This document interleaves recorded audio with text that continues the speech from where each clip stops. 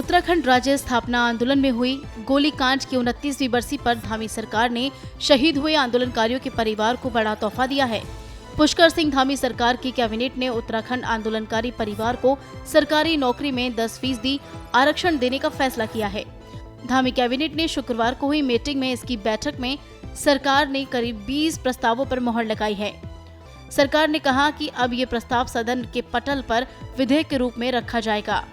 सभी आंदोलनकारियों के आश्रितों को 2004 से इसका लाभ मिलेगा।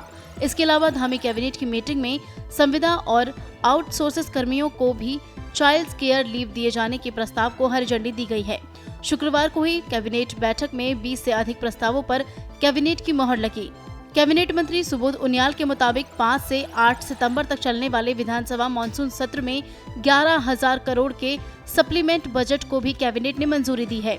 राज्य के निजी विश्वविद्यालयों के लिए अम्ब्रेला एक्ट विधेयक को स्वीकृति दिए जाने के साथ साथ वहां होने वाले दाखिले में राज्य के छात्रों को दाखिला फीस में 25% छूट देने पर भी मोहर लग गई है।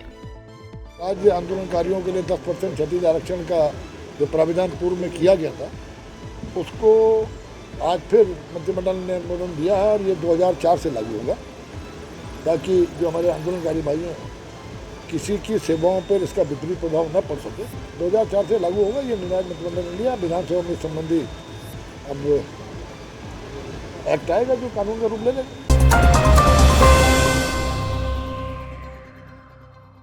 उत्तराखंड राज्य स्थापना के आंदोलनकारी शहीदों की 29वीं बरसी पर मुख्यमंत्री पुष्कर सिंह धामी ने उधम सिंह नगर के खटीमा में शुक्रवार को शहीदों की मूर्ति का अनावरण किया और माल्यार्पण कर शहीदों को श्रद्धांजलि दी। मुख्यमंत्री पुष्कर सिंह धामी ने खटीमा गोलीकांड की बरसी पर उधम सिंह नगर के मुख्य चौराहे पर शहीद स्मारक में खटीमा गोलीकांड में शहीद हुए 7 आंदोलनकारियों की प्रतिमा का अनावरण किया। इस मौके पर रक्षा राज्य मंत्री सांसद अजय भट्ट भी मुख्यमंत्री के साथ उपस्थित रहे। इस अवसर पर मुख्यमंत्री ने कहा कि ये हमारे लिए गौरव की बात है कि हम राज्य निर्माण में अपनी आहुति देने वाले शहीदों को सम्मानित कर पा रहे हैं। हमारा लक्ष्य होगा कि प्रदेश को शहीदों के सपने के अनुरूप विकसित कर पाए। बता दें कि 1 सितंबर 1994 को उत्तराखंड राज्य के लिए आंदोलनकारियों की जुलूस पर पुलिस ने जमकर गोलियां चलाई थी। इस गोलीकांड में 7 आंदोलनकारी शहीद हो गए थे। इस आंदोलन और शहादत के बाद ही उत्तराखंड राज्य की स्थापना हुई थी।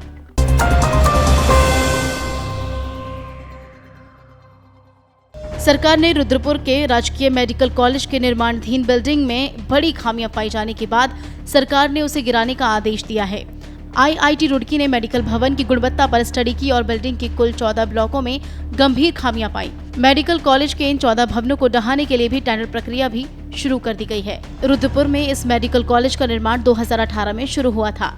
निर्माण शुरू हुए 15 साल हो जाने के बाद भी न तो बिल्डिंग का निर्माण कार्य पूरा हो पाया है और न ही मेडिकल कॉलेज शुरू हो पाया है। कभी बजट का अभाव तो कभी राजनीतिक कारणों के बीच झूल रहे इस मेडिकल कॉलेज के निर्माण की लागत भी समय के साथ बढ़ती गई।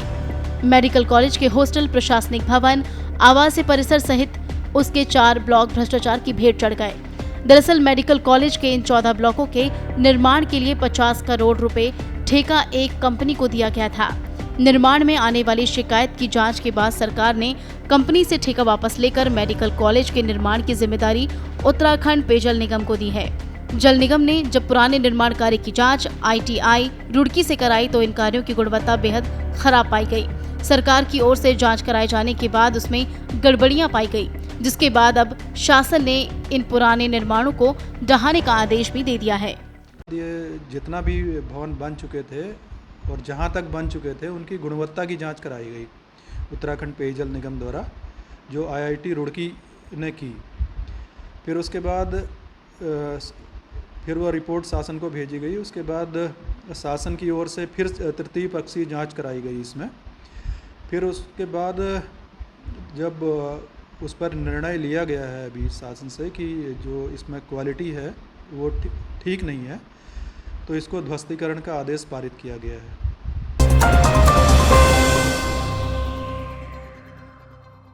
उत्तराखंड में खराब मौसम के बावजूद 4 धाम यात्रा ने पिछले साल का रिकॉर्ड तोड़ दिया है। 4 धाम यात्रा खत्म होने में अभी काफी वक्त बचा है, लिहाजा ये माना जा रहा है कि श्रद्धालुओं की संख्या में अभी और भी इजाफा होगा। उत्तराखंड में चल रही 4 धाम यात्रा में भारी तादाद में श्रद्धालु पहुंच रहे हैं। इस बार मॉनसून में भारी बारिश और जगह जगह हुई लैंडस्लाइड की वजह से चार धाम यात्रा बीच में ही कई बार बाधित हुई। इसके बावजूद श्रद्धालुओं का चार धाम पहुंचना लगातार जारी रहा।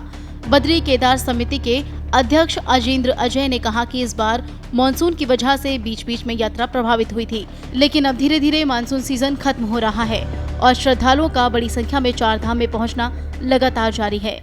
वर्ष मानसून सीजन में बड़ी भारी संख्या में वर्षा होती रही और अनेक स्थानों पर मार्ग बाधित होते रहे, जिसके कारण समय समय पर यात्रा में अवरोध भी उत्पन्न हुए।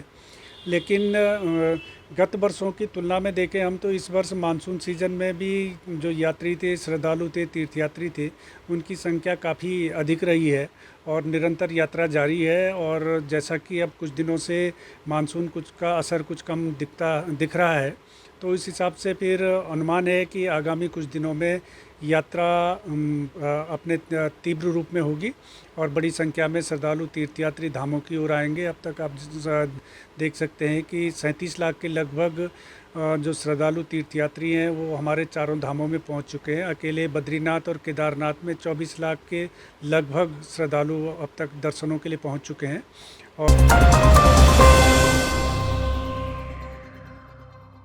उत्तराखंड विधानसभा के मॉनसून सत्र को लेकर सरकार सुरक्षा समेत तमाम इंतजामों में जुट गई है। मॉनसून सत्र को लेकर शुक्रवार को विधानसभा अध्यक्ष ऋतु खंडूरी ने भी बैठक ली। बैठक में पुलिस के साथ साथ तमाम विभागों के अधिकारी मौजूद थे। बैठक में स्पीकर ऋतु खंडूरी ने सारी तैयारियां सुचारू किए जाने के साथ साथ पुलिस को भी निर्देश दिया था। स्पीकर ने पुलिस से कहा कि वो ये सुनिश्चित करे कि सत्र के दौरान ट्रैफिक जाम से आम लोगों को परेशानी न हो। वहीं उत्तराखंड के डीजीपी ने पार्टियों और लोगों से अपील की है कि वो अपनी मांगों को लेकर धरना प्रदर्शन जरूर करें, लेकिन उससे आम लोगों को होने वाली तकलीफों का ध्यान रखें। आप सबको पता है कि 5 तारीख से हमारा मानसून सत्र शुरू होने जा रहा है और उसमें आपको ये भी अपनी भांति ज्ञात है कि हम लोग सुरक्षा बैठक किसी भी सत्र को शुरू होने से पहले करते हैं। तो उसी के तहत ये आज बैठक हुई और सारे अफसरान यहाँ पहुँचे थे और उनसे किस तरह से सुचारू रूप से हम अपना सदन चला पाए, अपना सत्र चला पाए, साथ ही साथ आम जनता को किसी प्रकार का कष्ट ना हो, दिक्कत ना हो, इस पर हम लोगों ने आज विचार किया और उसके बाद मैंने निर्देशन किया है कि सुचारू रूप से हमारा सदन चले। इसके लिए हम लोग सब प्रयासरत हैं और साथ ही साथ जनता को जो ट्रैफिक में इश्यूज होते हैं वो कम से कम मिनिमम हो, इस पर ध्यान रखें।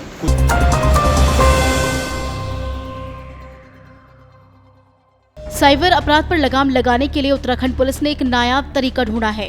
पुलिस का ये तरीका आम लोगों को साइबर अपराध से बचाने और उन्हें जागरूक करने के लिए है।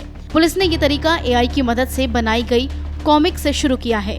लगातार बढ़ रहे अपराध को रोकने और लोगों को जागरूक करने के लिए उत्तराखंड पुलिस ने साइबर कॉमिक्स बनाया है। पुलिस ने आर्टिफिशियल इंटेलिजेंस यानी AI की मदद से बनाए गए इस दिलचस्प कॉमिक्स का हीरो सुपर कॉप चक्रेस है। चक्रेस की कहानी हर सोमवार को लोगों के सामने नई कहानियां लेकर आएगी। सभी कहानियां साइबर फ्रॉड से जुड़ी हुई होंगी।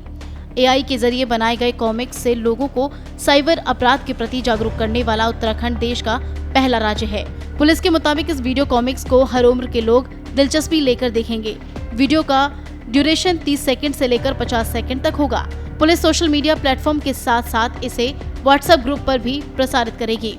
एक वृद्धि जो है इसमें होते जा रहा है, इसका देखते हुए जो है उत्तराखंड पुलिस जो है हमारा डीजीपी महोदय का निर्देश में जो है कि बहुत सारे जन जागरूकता अभियान जो है हम लोग करते आते हैं। उसमें एक अच्छा अभियान है कि अभी जो आर्टिफिशियल इंटेलिजेंस का माध्यम से जो कॉमिक्स बुक्स जो है इसमें विभिन्न प्रकार का जो साइबर क्राइम जो पब्लिक के साथ हो सकता है उसका पब्लिक अवेयरनेस करते हुए ऐसा कुछ अपराध उनके साथ घटित हो गया तो फिर उसका कैसा रोकथाम कर सकते हैं, तो उसको क्या करना है उनका जो, क्योंकि हमने ये देखा है कि जैसा आम जनता तक हमें पहुंचाने के लिए विभिन्न जो हम प्रयास कर रहे हैं उसमें एक प्रयास है जो कार्टून का माध्यम से। अभी कार्टून का माध्यम से देखेंगे तो फिर लोगों को थोड़ा अच्छा भी लगता है कि एक 30 सेकेंड्स 40 सेकेंड्स का क्लिप का। और दूसरा मेन चीज है जो बच्चे जो है अब ज्यादातर मोबाइल जो है और इस टेक्नोलॉजी में बच्चे बहुत जल्दी जुड़ जाते हैं, उनका एक अवेयरनेस क्रिएट करने के लिए भी ये एक अच्छा सक्सेसफुल मेथड रहेगा।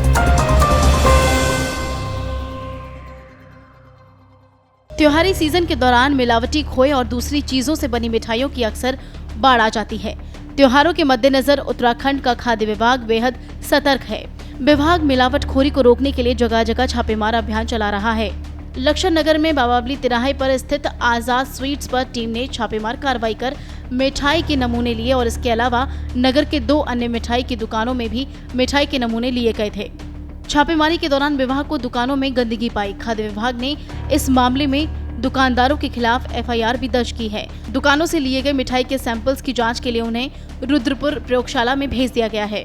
आयुक्त तो खाद्य सुरक्षा उत्तराखंड के निर्देश पर 11 तारीख से 31 तारीख तक रक्षाबंधन पर्व और अन्य त्योहारों को देखते हुए अभियान चलाया जा रहा है और आज इसी कार्यक्रम के तहत लक्सर क्षेत्र में कार्रवाई की गई है हमारी टीम द्वारा, खाद्य सुरक्षा विभाग की टीम द्वारा, और 3 नमूने कलेक्ट किए गए जिन्हें रुद्रपुर लैब भेजा जा रहा है।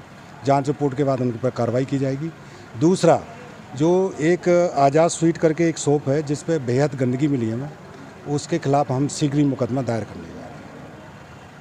श्रेष्ठ भारत पर खबरों से जुड़े रहने के लिए चैनल को सब्सक्राइब करें, बेल आइकन दबाएं और देखते रहें श्रेष्ठ भारत।